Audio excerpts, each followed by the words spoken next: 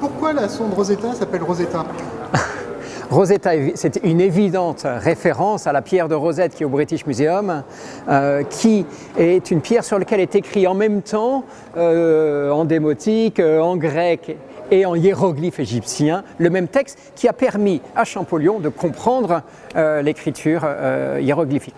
C'est dans ce sens-là évidemment qu'on va, c'est-à-dire c'est probablement la mission, et on l'espère, qui devrait nous faire comprendre les origines des planètes, des corps du système solaire. L'enjeu est extraordinaire. Quand est partie cette sonde, c'était en 2004, je crois? 2004, oui. Elle a fait quoi depuis? Elle était en chemin vers la comète, il fallait la rattraper, et pour ça il faut gagner de la vitesse. Elle a donc fait un survol de la Terre et puis un survol de Mars, et à chaque fois par effet de fronde, elle gagne de la vitesse.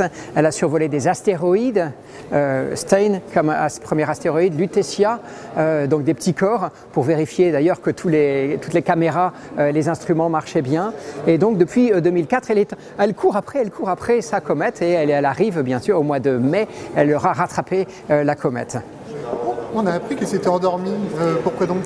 Alors, l'hibernation programmée est une chose absolument étonnante qu'on a fait extraordinairement rarement, d'ailleurs que la NASA n'a jamais fait, que l'ESA vient de tenter, l'idée étant de mettre carrément la sonde en sommeil, c'est-à-dire qu'on éteint tout, sauf un réveil, un petit ordinateur avec une horloge qui 2 ans et demi après, dans quelques minutes, doit réveiller la sonde. Il faut tout redécouvrir, c'est un système extraordinairement complexe. Et une fois qu'il est réveillé, eh bien on attaque la phase suivante, c'est l'arrivée sur la comète.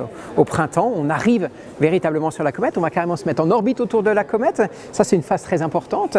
Et puis commencer la science, avec d'abord les caméras, le magnétomètre, les plasmas, toute cette science qui va démarrer. Et après ça, la science, on accompagne la comète dans son chemin vers le Soleil.